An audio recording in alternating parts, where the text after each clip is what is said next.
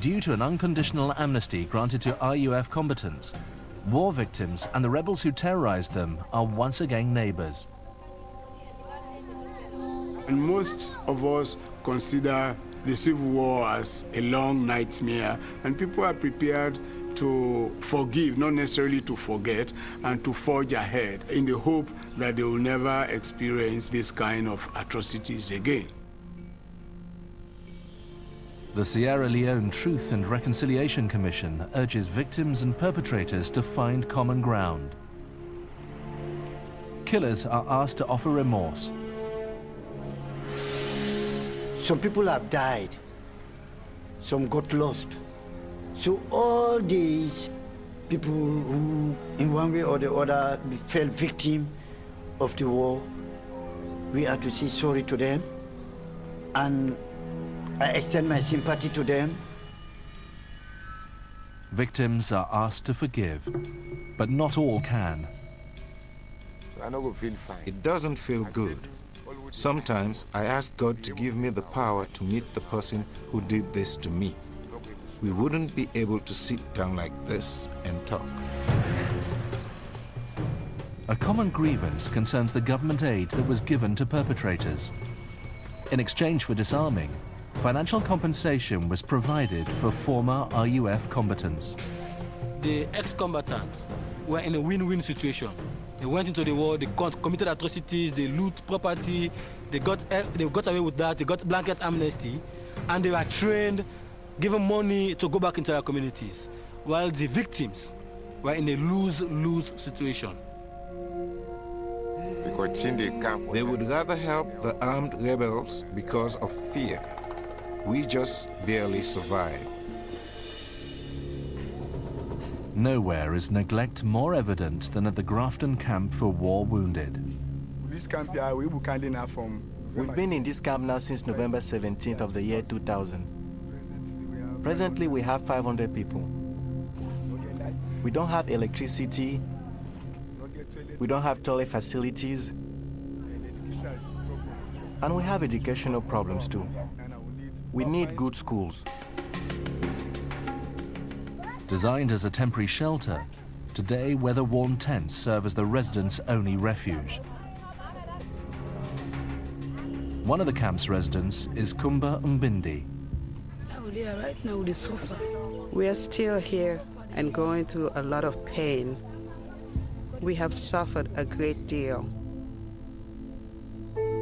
During the war, several RUF rebels sexually mutilated Kumba.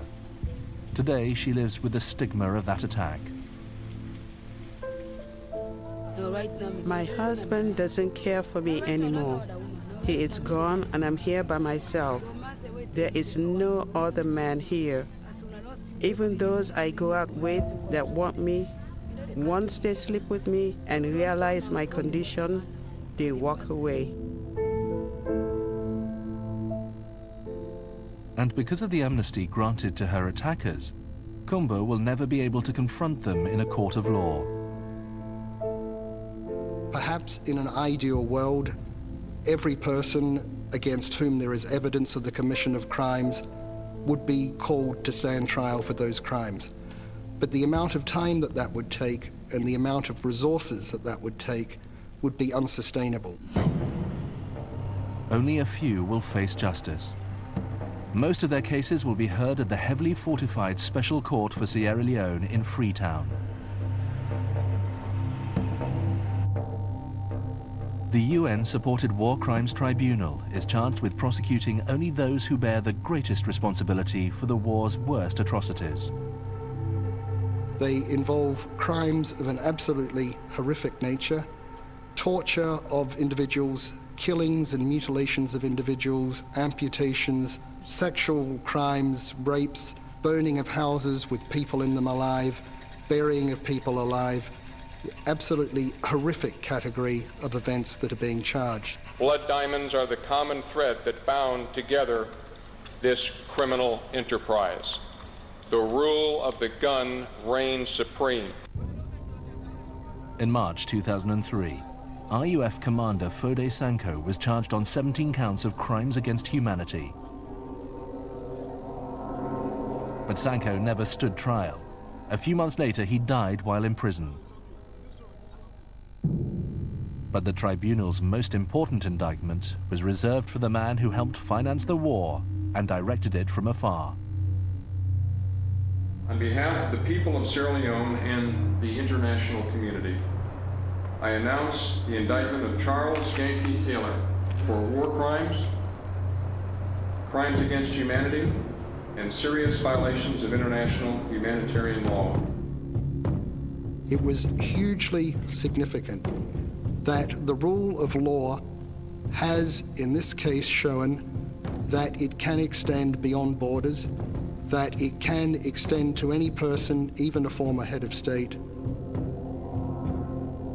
After he was taken into custody in Nigeria in March 2006, Taylor was jailed in Freetown's Special Court. Later, he was transferred to the International Court in The Hague. Charles Taylor still awaits trial. The Special Court for Sierra Leone has handed down 13 indictments. Verdicts are expected in 2007. Even as the scars of war slowly fade, African countries characterized by informal alluvial diamond mining still remain prone to conflict. The conflict diamond issue is still pertinent because it can flare up at any time. Africa is a volatile region. One of the key problems in looking at the whole diamond issue is that really the root causes of the conflicts haven't been addressed. The corruption, the poverty, the lack of resources, the lack of opportunities for people. Destitute young men toil in the mines. Poverty is everywhere. One of the very strange things about the diamond producing areas in Africa is that they're often the poorest. You can go to a village that has been mining diamonds for 50, 60 years and they don't even have a water pump. Now, millions of dollars worth of diamonds have come out of that area, and why is it so poor? It's very hard to understand. Most turn to mining because they lack alternatives. During the Sierra Leone War, Usman Conte was enslaved by the RUF and forced to mine.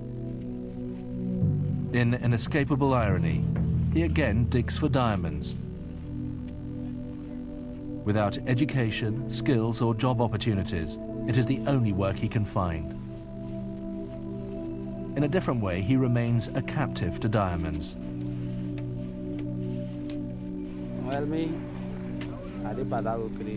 At this job, I haven't had anything yet. I am still trying. If I had another job, I could leave the mining job.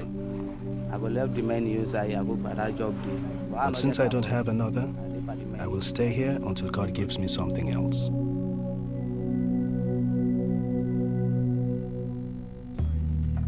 Diggers are paid in a variety of ways.